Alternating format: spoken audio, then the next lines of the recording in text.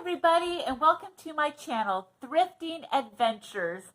So today I'm going to talk a little bit about my antique space and how much money I made in October. So I get paid November 9th.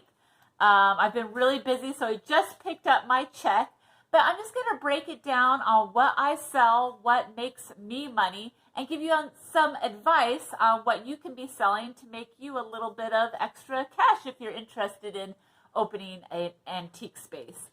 So, October was pretty good with sales. I had made $342 in sales. So in every antique space, they usually charge for rent, and they usually have a commission fee. So the commission fee, let's see, I can't remember exactly the percentage. I think it's around 12-15%.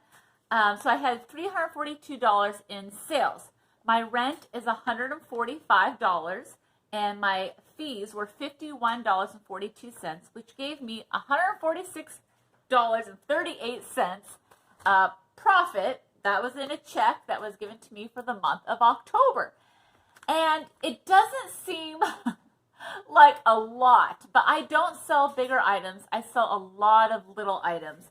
I broke it down and I sold 48 items in just October. A lot of the items I sold were anywhere from $2 to $10, with some pieces $14, $15, $28.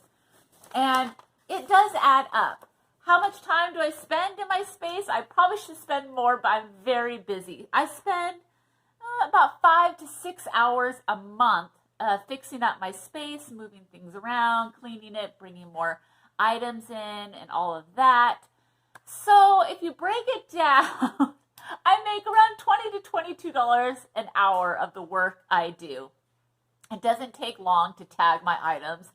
It doesn't take long to clean them up and, set them into my space. So yeah, and I'm going to show you a few examples of things I'm going to be bringing into my antique space and things I sell. So for instance, costume jewelry is a great seller. And I don't sell a lot of sterling silver or gold in my spaces. I sell a lot of costume jewelry. For just October, I sold 5 pieces of costume jewelry. And this ranges from 1950s, 60s, 70s, 80s, 90s, different bracelets or necklaces or earrings. It ranges.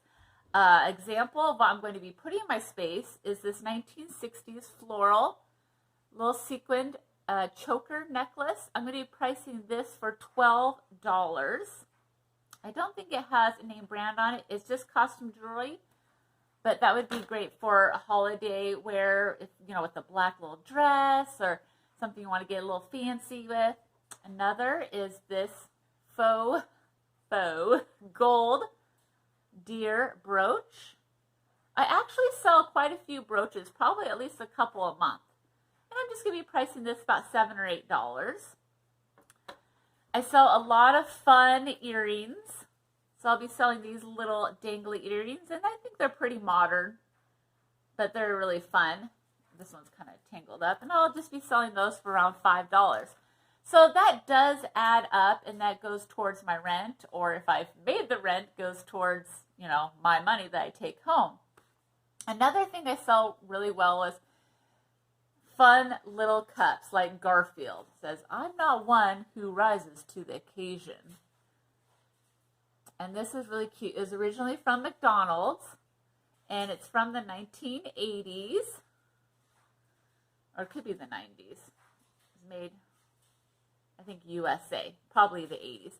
And I usually sell these anywhere from $5 to $7, but a lot of people collect these for gifts because, brings back memories, nostalgia. So yeah, this is very good sellers too. And another thing that I sell a lot of, it doesn't seem like a lot, but it does add up. I sold about 4 pieces of clothing, vintage clothing, in just 1 month, October. I sell anywhere from 4 to 7 pieces a month. Now, the thing about my antique space is there's not a lot of vintage clothes in any of the antique malls, so I've kind of cornered that market. So if someone were to be looking for an antique piece, antique clothing piece, they would come to my space. And so when you do open an antique space, you want to see what's missing in the area. If there's a lot of antique spaces that aren't selling a lot of costume jewelry, then focus on costume jewelry.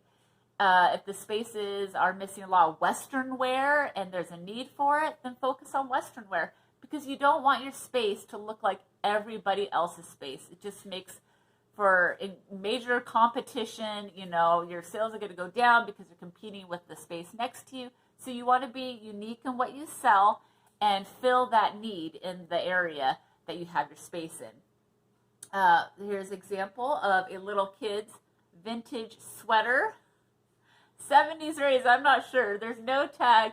It looks to be like for probably a 3 or 4-year-old. And I'll probably be pricing this for $10.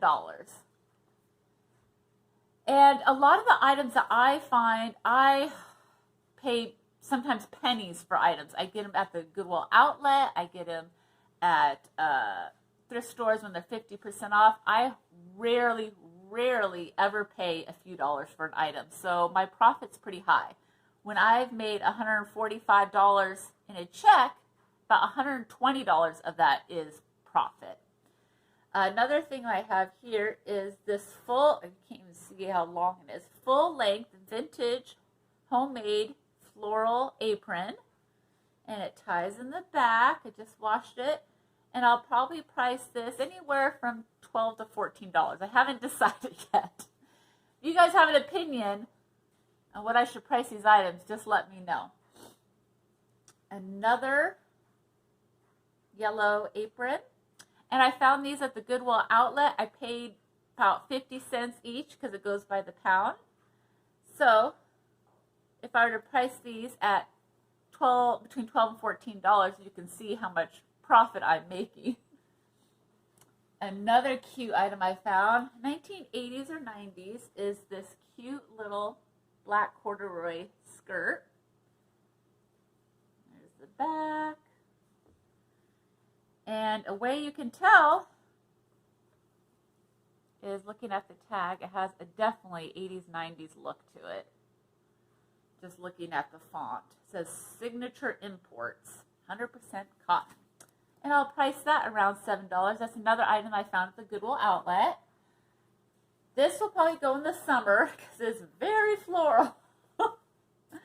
And this is definitely 1980s dress. Allison Blair, medium. And usually with the cotton floral dresses for summer, I price anywhere between $10 and $15. And then this is awesome.